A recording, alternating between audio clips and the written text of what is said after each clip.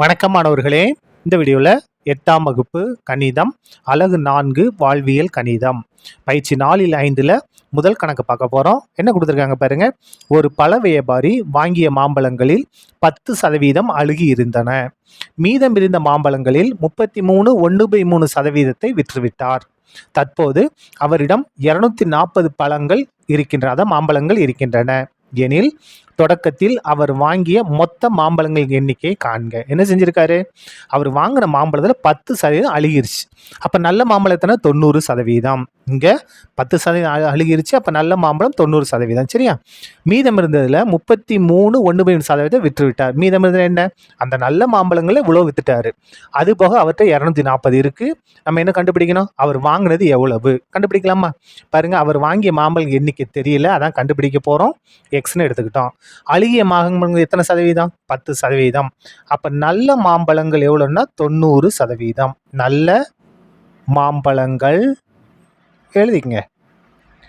எத்தனை சதவீதம் அப்படின்னா 100 இல்லையா?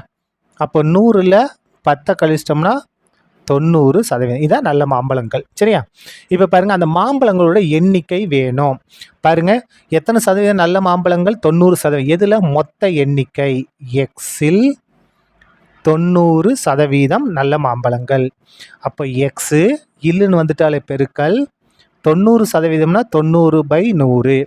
இந்த இடத்துல பாருங்கள், எக்ஸையும் 90ஐயும் பெருக்குனா 90x/100. அப்படியே கேன்சல் பண்ண வேண்டாம், நமக்கு லாஸ்ட்டாக கேன்சல் பண்ணிக்கலாம். அதுக்கடுத்து பாருங்கள், விற்ற மாம்பழங்கள் எண்ணிக்கை. எத்தனை மாம்பழம் விற்றுருக்காரு? 33 1/3% விற்றுருக்காரு. எந்த மாம்பழத்தை விற்றுருப்பாரு? நல்ல மாம்பழங்கள் தானே விற்றுருப்பாரு. நல்ல மாம்பழங்கள் எண்ணிக்கை எவ்வளவு? 90x/100. பாருங்க, இங்கே இருக்கா? 90x/100. இதில் எத்தனை சதவீதம்? 33 1/3%. சரியா? இப்போ பாருங்கள், இது அப்படியே இருக்கட்டும். 90x/100 அப்படியே இருக்கணும். இல்லைன்னா பெருக்கல் இந்த 33 1/3% இருக்கா? இது வந்து கலப்பு பின்னமாக இருக்குது. இதை தகா பின்னம் மாற்ற போகிறோம். அப்போது பகுதியில் இந்த 3 அப்படியே வந்துடும். இது ரெண்டே பெருக்குங்க. என்ன வரும்?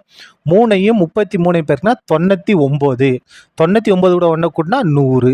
அப்போது 33 இந்த கலப்பு பின்னத்தை நம்ம தகா பின்னம் மாற்ற என்ன வருது? 100/3. எப்படி கலப்பு பின்னமாக மாற்றணும்?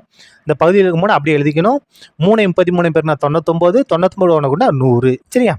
இப்போ பாருங்க,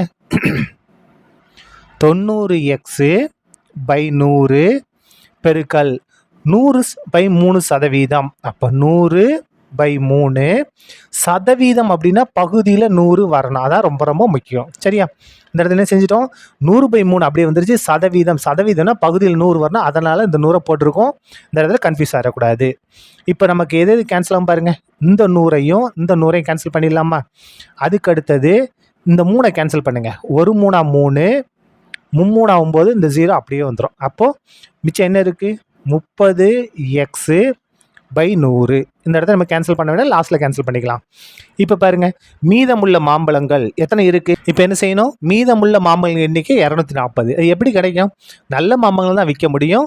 இந்த நல்ல மாம்பழங்கள் எண்ணிக்கையிலிருந்து விற்ற மாம்பழங்கள் எண்ணிக்கையை கழிச்சிட்டோம்னா நமக்கு 240 கிடைக்கும். நல்ல மாம்பழங்கள் எவ்வளவு? 90x/100. எதை இது பண்ணணும்? விற்ற மாம்பழங்கள் எத்தனை? 30x/100. இது எதுக்கு சமமாக இருக்குது? இந்த 240க்கு சமமாக இருக்கிறது. இப்போ பாருங்கள், பகுதி சமமாக இருக்கா? ஒரு தடவை எழுதிக்கங்க. 100 90 தொகுதி அப்படியே எழுதலாம். பாருங்கள், 90x - 30x = 240. 90ல் 30 கழிச்சா எவ்வளவு? 60. அப்போ 60x = 240 பெருக்கல் இந்த 100 வகுத்தில் இருக்கா? இங்கே வந்தால் பெருக்கலாம். நமக்கு எக்ஸ் தானே வேணும். எக்ஸ் = இந்த இடத்துல இந்த 240 பெருக்கல் 100 அப்படியே இருக்கட்டும். பை இந்த 60 எப்படி இருக்குது பாருங்கள்.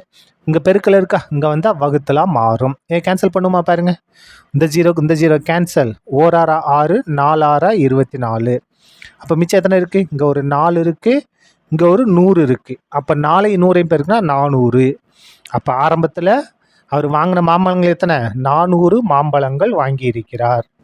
400 மாம்பழங்கள். சரியா?